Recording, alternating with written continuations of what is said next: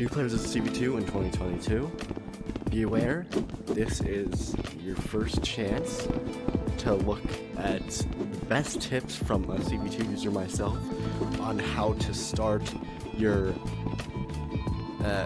career as a cv2 master, or just cv2 person, circus person, whatever you want to call yourself. Here's how you start it.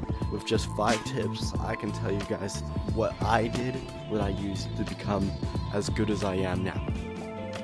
The first tip I have for everyone, tip number 1, is to not watch any YouTube tutorials on huge things. For example, if you're trying to learn how to make a Flappy Bird where you flap your arms or something, you're not going to learn anything from watching the tutorial. Big things like that tend to usually not teach you anything because they don't actually tell you how the things work, they just tell you how to do it.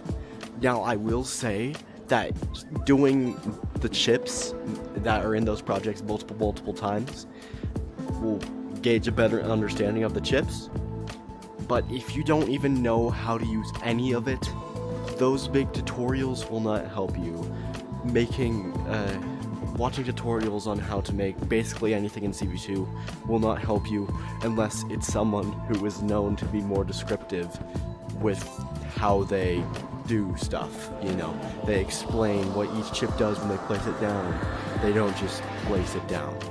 Of course, if you don't plan on using cv2 like regularly and you're just using it for a one-time room, just do it. But if you're trying to learn the thing, do a different method than just watching a tutorial on how to make it.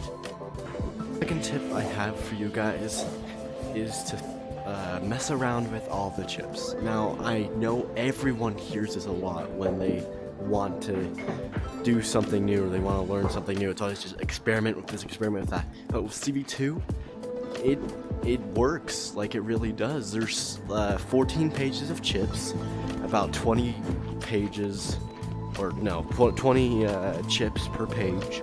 That's a lot of chips. I would suggest going through each little section, starting with variables and adding chips and subtracting chips, and just see what you can make to get a gauge of inputs and outputs and how cv2 works before you actually start doing bigger things. Take small steps, you'll get there eventually. I started off not even knowing how to make a basic counter. Now I know how to. I don't want to learn, so I'm not gonna say what I know how to make. I don't even know what I know how to make. I probably know how to make a lot of stuff though. Alright. Third tip for you guys. Take a class. And this is probably a pretty obvious one. I maybe should not even say this, but classes definitely help. If you're not taking a class, it's a lot harder to get started with cv2.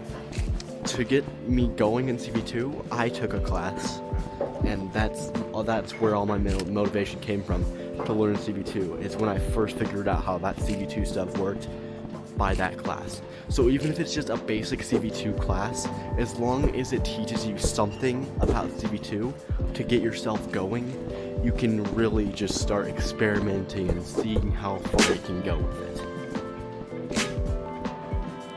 Fourth tip I have is to work with other people. I don't mean to work on your cv2 stuff with other people. What I mean is to ask questions from people who know how to make stuff. If you find someone in a class, like a teacher or maybe even a student that knows cv2, and you have a question, ask them. Because obviously, if you don't ask them that question, you're never going to get that information. And you're never going to learn what you need to learn. So, that's another upside for a class. You get to work with people that maybe know how to use cv2. Fifth and final tactic I have for learning cv2 is just to have fun with it. Don't turn it into something that you plan to make a job, or don't try to immediately make yourself professional. Just see what you can make. Make something for a friend. Make something for yourself. I know when I just started, I just had fun making tycoon games, and you know, I wasn't trying to like work hard on myself to up my game, because with cv2 there's not really a reason to up your game, because I'm gonna tell you guys the hard truth here. If you're making a room with cv2 in it and you don't know how to build, that room can't really get far. You need people to work with that know how to build and stuff. Sadly, cv2 gets the short stick, and most of the time, unless you know cv2 and building, you're stuck with having to work with other people to finish rooms and stuff.